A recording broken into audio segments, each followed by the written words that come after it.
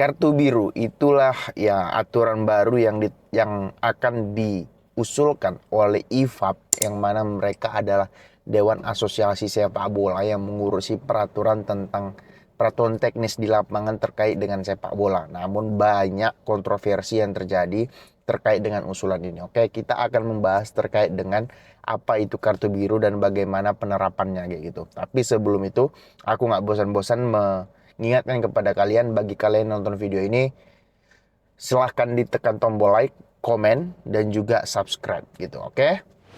Gini, em, FIFA, UEFA jelas atau terang-terangan menolak aturan ini. Aturan ini dalam artian ya penerapan kartu biru di pertandingan sepak bola gitu loh. Karena menurut mereka ini tidak akan efisien diterapkan kayak gitu. Itu alasannya, itu ini tidak akan efisien diterapkan karena akan mengganggu jalannya pertandingan begitu. Karena mereka menganggap kartu kuning dan juga kartu merah itu sudah cukup. Oke. Karena sebelumnya juga kartu biru ini baru diterapkan di level akar rumput gitu ya, di pertandingan remaja dan juga di pertandingan junior wanita kayak gitu. Kemudian FIFA dan UEFA juga tidak sepakat. Aku juga nggak sepakat dengan penerapan ini. Karena gitu, karena gini, ada beberapa permasalahan yang akan muncul kalau ini diterapkan kayak gitu. Oke? Tapi sebelum membahas permasalahannya, begini, aku akan berikan dulu terkait dengan ya garis besarnya tentang kartu biru ini gitu. Nah, kartu biru ini diberikan kepada pemain yang kasarnya tidak fair play pada saat di lapangan begitu. Contoh tidak fair playnya apa? Ya, protes berlebihan ke wasit. Protes berlebihan ke wasit ya kayak misalnya memaki, mengumpat, kemudian protes keras ke wasit, melempar bola ketika di prit sama wasit ketika itu pelanggaran kayak gitu. Nah, itu termasuk dan satu lagi tidak berlaku fair play, yang artian pada saat orang lain ingin melakukan quick apa ya quick free kick gitu kan, pemain biasanya kan sering menghalangi bola atau bola kadang dilempar ke atas, itu akan menimbulkan kartu biru atau akan menjadikan mereka menjadi pemain yang menerima kartu biru. Nah, ketika menerima kartu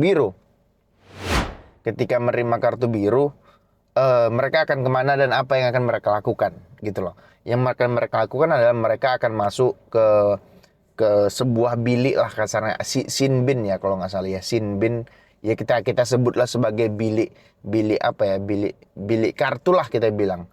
Nggak bilik kartu, siapa ya bahasa, sin bin lah. Ke sin bin itu di pinggir lapangan, mereka akan keluar selama 10 menit gitu. Nah, itulah kurang lebih garis besar terhadap kartu biru. Nah, yang menjadi pertanyaan itu adalah ada beberapa. Yang pertama,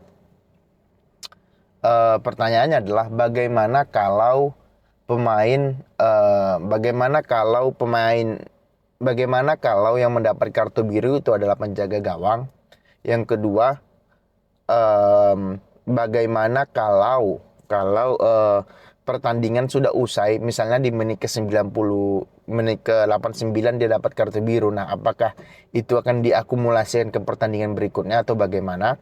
Yang ketiga itu Yang ketiga itu adalah bagaimana keberadaan kartu kuning dan kartu merah setelah adanya uh, kartu biru ini gitu. Oke, yang pertama kita bahas terlebih dahulu. Yang pertama yang menjadi polemik banyak kan menurutku sendiri, bagaimana kalau penjaga gawang yang mendapatkan kartu biru gitu kan. Gini, penjaga gawang itu kan termasuk pemain sepak bola, termasuk 11 pemain yang ada di lapangan, yang mana apalagi kalau dia kapten, pasti dia protes, pasti mungkin mengumpat, pasti mungkin memaki wasit, atau bahkan mungkin tidak berlaku fair play, mungkin aja kayak gitu. Apa yang terjadi kalau dia mendapat kartu biru? Nah, berdasarkan apa yang dipaparkan oleh IFAB tadi gitulah, Dewan Asosiasi Sepak Bola yang mengurusin peraturan-peraturan teknis di lapangan kayak gitu, mereka mengatakan bahwasanya ya kipernya, penjaga gawangnya akan keluar 10 menit, kemudian dia digantikan oleh pemain yang ada di lapangan yang menjadi kiper. Artinya ya semi-semi kartu merah, artinya pemain yang ada di lapangan lah yang bisa menggantikan dia untuk bermain gitu, menggantikan posisinya sebagai penjaga gawang, bukan penjaga gawang lain yang masuk kemudian nanti ketika dia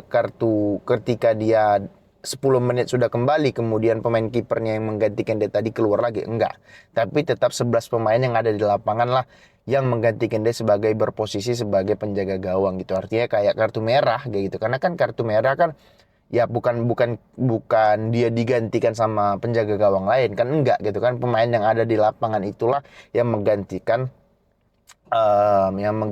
posisi dia sebagai penjaga gawang. Artinya tetap bermain dengan 10 orang selama 10 menit kayak gitu. Nah, itu yang pertama. Kemudian bagaimana kalau dia mendapat kartu biru misalkan di menit ke-89, karena kan 90 menit ya. 89, apakah akan diakumulasikan ke pertandingan berikutnya gitu kan. Ya kalau menurutku ya aku nggak tahu juga ini informasinya benar atau enggak, karena aku juga baca beberapa sumber tidak mendapatkan pernyataan yang itu ya. Jadi kalau menurutku sih tidak, karena itu kan pertandingan kayak gitu loh, pertandingan dan juga nggak mungkin diakumulasikan ke pertandingan berikutnya, karena itu bukan kartu merah atau bukan sanksi yang berupa yang diberikan oleh komisi disiplin lah, kalau di Indonesia bahasanya kan komisi disiplin, karena itu kan pertandingan, artinya kartu biru itu hanya berlaku di pertandingan tersebut gitu. Itu sejauh informasi yang aku ketahui ya. Kalau kalian punya informasi lain boleh ditulis lah kayak gitu.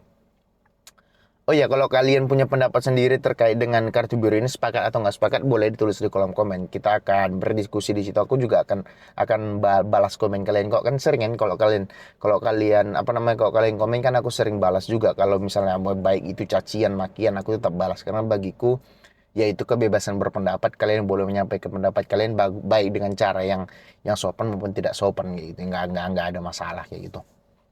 Nah, kemudian yang menjadi pertanyaan lain kan adalah bagaimana keberadaan kartu kuning dan juga kartu merah pada saat adanya kartu biru.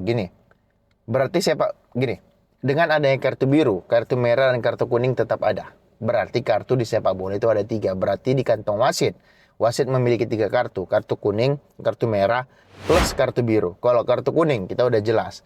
Kartu kuning ini adalah seperti peringatan kepada pemain yang ya, kalau dulu kan kalau misalnya mereka protes, kalau misalnya mereka tidak berlaku fair play, maka akan dilakukan kartu kuning. Nah, ketika pemain yang mendapatkan kartu kuning tadi melakukan kembali perbuatan tidak fair play-nya, atau ya tidak fair play-nya kan itu sudah menyangkut banyak protes kepada wasit, kemudian kemudian melakukan pelanggaran yang keras, maka dia akan diganjar dengan kartu kuning kedua, yang artinya kartu merah, dia harus meninggalkan lapangan. Oke, sedangkan straight kartu merah, diberikan langsung kartu merah. Nah, sedangkan kalau diberikan langsung kartu merah itu biasanya kalau bertindak atau melakukan pelanggaran yang sangat keras, seperti misalkan tackle 2 kaki, memberikan melakukan kekerasan di lapangan, atau artinya yang inilah yang menggunakan yang melakukan pelanggaran sangat keras yang berimplikasi pada permainan kayak gitu. Oke. Dia akan maka dia akan diberikan kartu merah, langsung kartu merah. Nah, kalau kartu biru bagaimana gitu kan? Kalau kartu biru, ya kartu biru ini nggak jelas apanya, ini posisinya nggak jelas. Dia itu seperti kartu kuning atau seperti kartu merah, karena ketika pemain yang sudah mendapatkan kartu biru dan mendapatkan kartu biru kedua, itu dikategorikan sebagai mendapatkan kartu kuning kedua, yang berarti dia harus keluar lapangan, meninggalkan lapangan sampai pertandingan selesai. Oke? Nah, ketika dia kena kartu biru dan kemudian dia kena kartu kuning lagi pada saat permainan, maka dia juga dikenakan kartu merah. Artinya dia harus meninggalkan lapangan pada saat pada sisa pertandingan yang ada gitu kan. Jadi artinya posisi dari kartu biru ini tidak tidak jelas, karena dia semi kartu kuning dan juga bisa dibilang semi kartu merah gitu. Jadi tidak ada kejelasan atau tidak ada pakem jelas. Dia seharusnya kan begini, harus ada perbedaan terkait dengan kartu kuning, kartu merah dan kartu biru.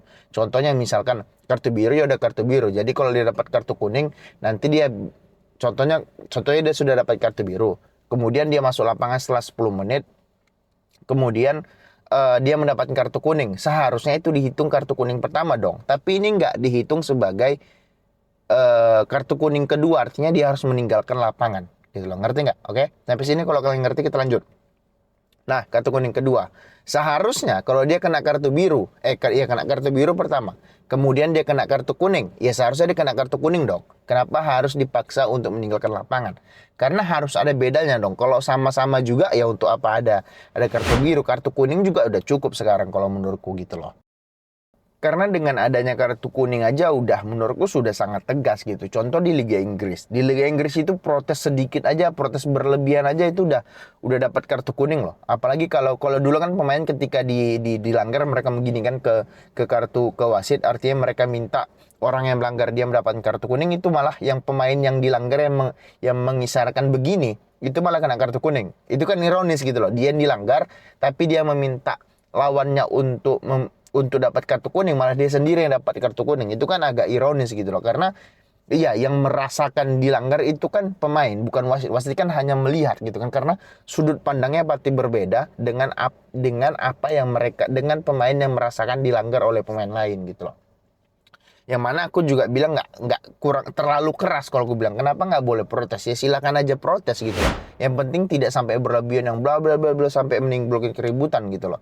Menurutku sih kayak gitu, karena ya itu bagian dari sepak bola, karena kita manusia lahir juga untuk like, kita kan diciptakan untuk protes saja gitu kan, karena kita yang merasakan gitu. Ngerti nggak kenapa wasit harus membatasi kebebasan kita untuk protes selagi tidak main fisik, rasaku nggak ada masalah gitu loh, ngerti nggak? Oke. Nah, kembali lagi ke kartu biru. Nah, kalau misalnya kartu biru itu tadi kan itu keberadaan kartu merah dan kartu biru, merah dan kuning kayak gitu. Nah, kartu merah dan kuning tetap ada, cuman ditambah lagi kartu biru. Nah, yang jadi permasalahan lain adalah, ini bukan pertanyaan sih, yang jadi permasalahanku adalah ini akan menambah durasi permainan gitu. Karena gini, sebelum Piala Dunia 2022 kemarin gitu, paling mentok-mentok itu tambahan waktu 5 menit gitu, oke. Sekarang tambahan waktu itu bisa sampai, kalau aku nggak salah di Piala Dunia kemarin itu pernah ada yang sampai 15 menit. Artinya mereka bermain itu sudah hampir 100 berapa? 105 menit mereka bermain di lapangan. Nah, ini kan tentu akan membuat pemain itu rentan cedera gitu, oke? Karena aturan ini kan baru berlaku di 2022 kemarin ya, yang pertambahan waktu sampai 15 menit gitu, karena ya wasit menghitung berdasarkan waktu real yang dibuang pada saat jalannya pertandingan. Misalnya ada 2 gol, 1 gol selebrasi itu 1 menit, misalnya 2 gol kedua selebrasinya 1 menit, belum kartu kuning, belum dan sebagainya. Nah, di akhir pertandingan diakumulasikanlah semua waktu yang terbuang itu dalam perpanjangan waktu atau additional time, bukan bukan pertambahan waktu, babak tambahan waktu yang 2 kali 15 menit ya gitu. Itu yang diakumulasikan di akhir pertandingan. Ini juga banyak pemain yang protes karena jadwal yang padat ditambah waktu bermain yang panjang akan menimbulkan pemain mudah kelelahan dan ujung-ujungnya apa, pemain itu cedera, karena pemain itu kan bukan robot, bukan malaikat yang bisa bukan malaikat lah maksudnya, bukan robot yang bisa dipaksa ini itu sesuai dengan keinginan orang yang mengendalikannya, karena mereka juga manusia, punya batas bugaran, punya batas ketahanan fisik gitu, yang artinya mereka juga harus diperhatikan secara fisik dan juga secara mentalnya kayak gitu loh, ngerti? Karena banyak main kayak Rafael Varane gitu, kemudian De Bruyne kan pemain-pemain yang protes kan banyak lah terkait dengan aturan ya penambahan waktu yang panjang itu. Nah, kalau dengan ditambah kartu biru, oke, anggapan IFAB kan menganggap agar pemain tidak protes berlebihan, yang mana akan mengindikasikan penonton akan ricu gitu lah. Kocak, menurutku ini kocak gitu loh. Lucu gitu, karena dengan ada kartu biru, siapa yang bisa menjamin pemain tidak akan protes, pemain tidak akan melakukan apa yang tidak diinginkan oleh IFAB tadi? Gak ada yang bisa menjamin toh gitu. Malah dengan ada kartu biru, mungkin benchnya, mungkin pemain cadangannya, mungkin pelatihnya, mungkin ada dan lain sebagainya itu protes. Tentu menambah jangka panjang lagi, menambah waktu panjang lagi dalam pertambahan waktu. Nah, ini kan akan merugikan pemain yang ada di lapangan. Mungkin nanti tambahan waktunya mungkin sampai 15. Ya, sekarang kalau di Liga Inggris lah mungkin mentok-mentok itu 8 atau 9 menit. Mungkin nanti akan jadi 15, akan mungkin 20. Nah, ini kan jadi kacau, apalagi pergantian pemain sejauh ini cuma 5, kecuali pergantian pemain bisa sampai 7 gitu. Artinya pelatih masih bisa merotasi gitu loh. Itu pun kalau 7 ya tim-tim kayak yang benchnya itu bangku cadangannya itu loa, kan agak sulit juga pelatih memasukkan pemain yang mana gitu. Sementara di tiap pertandingan mereka dipaksa untuk menang, dipaksa untuk tampil yang bagus gitu loh. Kalau tim yang memiliki bench atau bangku cadangan yang bagus ya bisa-bisa aja untuk melakukan pergantian pemain sampai 7. Nah, kalau yang tidak bagus bangku cadangannya kan nggak mentok-mentok 3 gitu loh, ngerti nggak? Jadi kalau menurut gua apa yang dilakukan oleh IFAB ini ya sebuah langkah revolusioner, iya betul, karena memang ini mungkin akan mencegah pemain untuk berlaku kasar, untuk berlaku memaki wasit. Cuman rasaku kartu kuning aja itu udah cukup keras gitu loh. Karena kalau pemain sudah mendapatkan kartu kuning, mereka juga pasti akan, kita perhatikan ya, kita kan nonton bola bukan baru sebulan 2 bulan, udah puluhan tahun kita semua mungkin nonton bola. Kalau pemain itu sudah mendapatkan kartu kuning, mereka pasti akan hati-hati. Jangankan protes, mereka mau apa? Menekel pemain lawan aja mereka hati-hati gitu loh. Apalagi kalau ditambah kartu biru gitu loh. Kartu biru ini kan akan cukup merugikan bagi persepak bolaan kalau menurutku. Jadi kalau aku pribadi, aku tidak sepakat dengan adanya kartu biru karena akan cukup menjelimet dan juga akan menambah durasi pertandingan yang menyebabkan pemain itu akan cedera gitu loh, ngerti nggak? Jadi kalau aku pribadi sih itu pendapatku gitu ya. Bagi kalian yang nggak sepakat ya nggak ada masalah, itu pendapat kalian lah. Kalau aku pribadi sih tidak sepakat dengan apa yang dikeluarkan oleh IFAB tersebut gitu. Oke? Itu dulu konten kita kali ini. Bagi kalian yang suka silahkan di subscribe, di komen, di like. Bagi kalian yang nggak suka ya nggak apa-apa, di skip aja. Terima kasih, semoga terhibur. Ciao.